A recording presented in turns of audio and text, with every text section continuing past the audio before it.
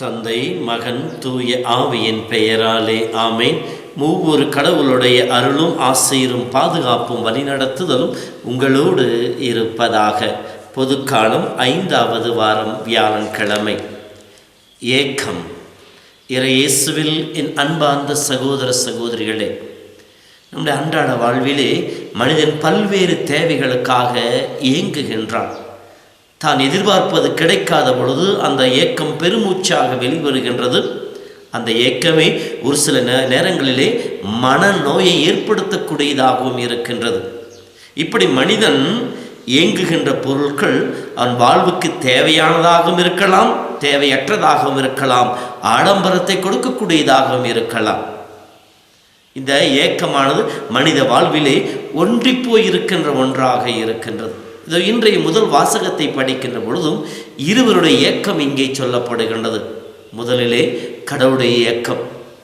மனிதன் தனிமையாயிருப்பது நல்லதல்ல என்று கடவுள் கண்டார் என்று சொல்லப்படுகின்றது. அவருடைய ஏக்கம் என்ன? மனிதன் துணையோடு இருக்க வேண்டும் என்பது.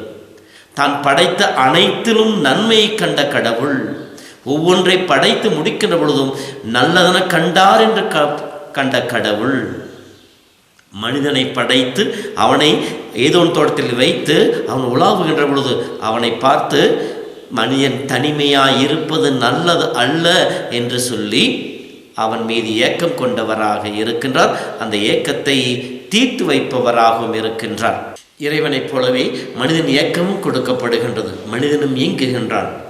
தனக்கு ஏற்ற துணை இல்லை என்று சொல்லி அவன் ஏக்கப்படுகின்றான். ஏனெனில் மனிதனிடம் கடவுள் தான் படைத்த அனைத்தையும் கொண்டு வருகின்றான். அனைத்து ஜீவராசிகளையும், அனைத்து உயிர்களையும். மனிதன் ஒவ்வொன்றுக்கும் அவற்றின் இனத்தின்படி பெயரிடுகின்றான். அவர் என்ன பெயரிட்டாரோ அதுவே அதற்கு பெயராய் அமைந்தன என்று சொல்லப்படுகின்றது. எத்துணை அறிவு மிக்கவனாக கடவுள் மனிதனை படைத்திருக்கின்றார் பாருங்கள். எல்லா ஜீவன்களுக்கும் பெயரிடுகின்ற ஆற்றல் மிகுந்தவனாக இருந்தான். இப்படி ஆற்றல் மிகுந்த மனிதன் தனக்கு ஏற்ற துணை இல்லை என்று சொல்லி ஏக்கப்படுகின்றான், ஏக்க பெருமூச்சு விடுகின்றான். கடவுளும் ஏக்கப்பட்டார், இவன் தனிமையாக இருப்பது நல்லதல்ல என்று சொல்லி. இப்படி ஏக்கப்படுகின்ற மனிதனுடைய ஏக்கத்தை அறிந்திருக்கின்ற கடவுள் திருப்பாடல் 139 படிக்கின்ற பொழுது, ஆண்டவரே, நீர் என்னை ஆய்ந்து அறிந்தவராக இருக்கின்றீர், என்னுடைய அமர்வுகள் எழுதல் அனைத்தையும் அறிந்தவராக இருக்கின்றீர், என் நினைவுகளை எல்லாம் தொலைவில் நீ உய்த்துனவராக இருக்கின்றீர், என் உள்ளத்திலே எண்ணங்கள் எழுவதற்கு முன்னாலே அனைத்தையும் தெரிந்த தேவனாக இருக்கின்றீர். திருப்பாடலாசிரியர் பாடுவதை போல மனிதனுடைய எண்ணத்தை, அவருடைய ஏக்க பெருமூச்சை கடவுள் அறிந்து அதை நிறைவேற்ற முற்படுகின்றார். ஏனென்றால் எண்ணங்கள் மனிதனுடையகளாக இருக்கலாம், ஆனால் அதை நிறைவேற்றுவது, அதை முடிவு கூறுவது ஆண்டவரே என்று சொல்லப்படுகின்றது. மனிதனுடைய எண்ணங்கள் பலவாக இருந்தாலும் அதை நிறைவேற்றி கொடுப்பது ஆண்டவர். ஆகவே இப்படி மனித எண்ணத்திற்கு உருகொடுக்க விரைந்த இறைவன் மண்ணால் ஒரு மனிதிசை செய்து அவருடைய விலா எலும்பை எடுத்து ஒரு மனுஷியை உருவாக்குகின்றார். மனிதனுடைய ஏக்கத்தை போக்குகின்றார். இப்படி மனிதனுடைய ஏக்கத்தை போக்குகின்ற பொழுது அவன் மகிழ்ச்சி அடைகின்றான்.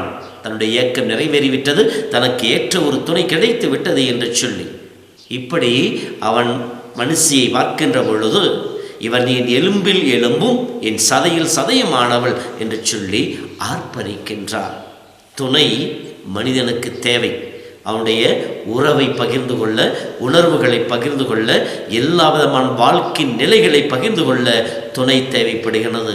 முதல் திருமணத்தை ஏற்படுத்தி இறைவன் மனிதனுக்கு ஏற்ற துணையை உருவாக்குகிறார். ஏற்ற துணையை உருவாக்க அப்படின்றால் திருமணம் என்பது கடவுளால் நிச்சயிக்கப்படுவது என்பது இங்கே சொல்லப்படுகின்றது. மனிதனுக்கு ஏற்ற துணையை அவரே ஏற்படுத்துகின்றார் என்கின்ற உன்னதமான உண்மையும் இங்கே சொல்லப்படுகின்றது. மனிதனுடைய ஒவ்வொரு இயக்கங்களும் ஆண்டவரால் நிறைவேற்றப்படுகின்றன.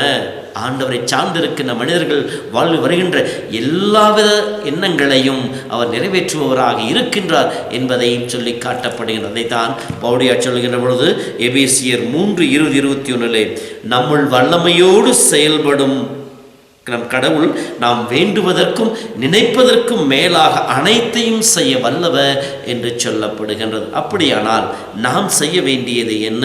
எபிரேயர் 4:16 இருப்பதை போல நாம் இரக்கத்தை பெறவும் ஏற்ற வேளையில் உதவக்கூடிய அருளை கண்டடையவும் அருள் நிறைந்த இறை அரியணையை துணிவோடு நாடி செல்வோமாக என்று சொல்லப்படுகின்றது. அதே போல திருப்பாடல் 37:4 படிப்பதை போல உன் வழிகளை ஆண்டோட ஒப்படைத்து விடு, அவரையே நம்பியிரு, அவர் உன் மனம் விரும்புகின்ற காரியங்களை செய்து முடிப்பார் என்ற வார்த்தைக்கேற்றார் போல ஆண்டுடைய அரியணையை நம்பிக்கையோ நாடி வர வேண்டும்.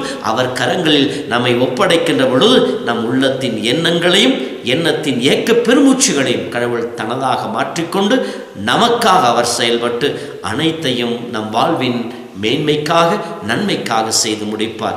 அத்தகைய ஆண்டவர் கரங்களை நம்மை ஒப்புக் கொடுப்போம்.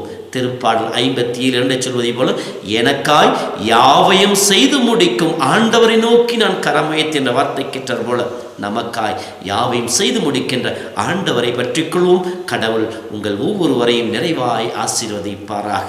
ஆண்டவர் உங்களோடு இருப்பாராக. எல்லாம் வல்ல இறைவன் தந்தை மகன் தூய ஆவியின் பெயராலே ஆமேன்.